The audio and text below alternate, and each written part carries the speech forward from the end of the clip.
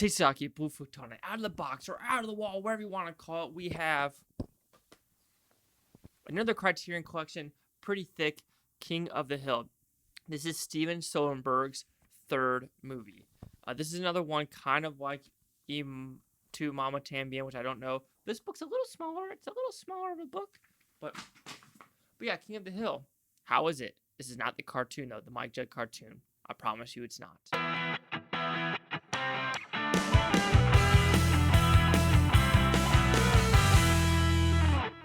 So what is King of the Hill about? Well, it's based in 1933 in St. Louis, Missouri, and it focuses on a family who's kind of in this hotel, if you want to put it that way, and they're slowly evicting people out of this hotel. You kind of tell the depression slowly happening, and this family, we're focusing on this family where this kid is pretty smart, a younger boy who gets kind of sent away to Chicago because the family's running out of money.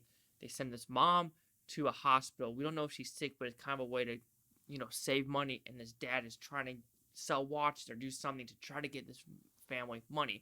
So this boy is kind of all alone in this apartment, and it's about him just trying to survive in St. Louis, Missouri in 1933.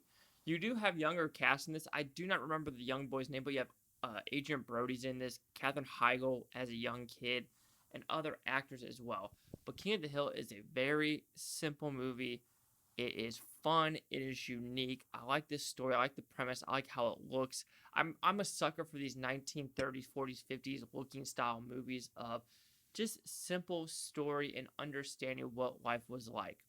There are multiple character developments in this movie that works. And this kid, you could call him a pathological liar, but he has to be a liar to just try to survive. Of lying to his school, saying, "Oh no, actually we live here." Lying to his friends, lying to people to just try to show that they have some type of society norm instead of living in just a one-bedroom hotel and they're barely surviving. He's barely surviving. It is really just a story of a coming-of-age story about a kid trying to survive. That's really what it's about. And you might say, "Oh, that's kind of boring." I understand some people might think it's boring, but I'm a fan of Steven Soderbergh. Most of his work is fantastic, like Lucky Logan. Contagion is a perfect movie. The Ocean's movies are fun. This is a near perfect movie as well, where you understand what's going on. This is like I said, Steven Soderbergh, I believe, his third movie because he did Sex, Lies, and Videotape is his first one. I don't know his second, but this is his third. And this is based off a novel in 1977. But there are great characters in this movie. You understand what's going on. You do wish there was a little bit more. Even though this boy's trying to struggle by himself, you feel like there's not enough. What am I trying to say?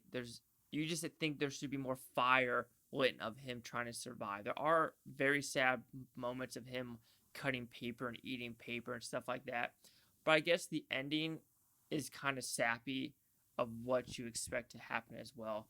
Like I said, there's great character developments on him and his dad, but his mom kind of gets put to the side of why she is going to this hospital. You kind of really don't tell. They really don't tell you why. They just know that she's kind of going away. So you do wish they expanded a little bit more on that. But this is a very good movie. It's fun. It's unique. It's different. It has a Steven Soderbergh style to it as well of, just how he films everything. Kind of close-ups, kind of like wide shots as well. And you understand, you believe that this is 1933. You believe what this kid is going through. You believe the elevator girl. You believe the bell guy. You believe the police officer, the corruption with the mafia. You believe Adrien Brody's character, what he's trying to survive. You believe the guy across the hall, what he's doing, just trying to survive, trying to always say, "Oh, this is a $100 cane," but actually he's broke as hell. But overall, King of the Hill, I enjoyed it. Some people might not like it because they might think it's a little too slow for their taste, which is understandable. But sometimes you need movies like that are slow. It shows life was like in the 1930s and everything. And instead of I like doing this analogy, if every race thing disappeared, that didn't matter, slavery and everything like that, prejudice, racism didn't happen in the 30s, and the 30s were like today, but there's no technology and everything, but everyone was like society right now. In the 30s, I don't know a lot of people would survive. It was almost like a good Twilight Zone episode where everyone in the world right now gets transferred 100 years back, but society norms are like it is today. I wonder how people would survive. I don't think they would.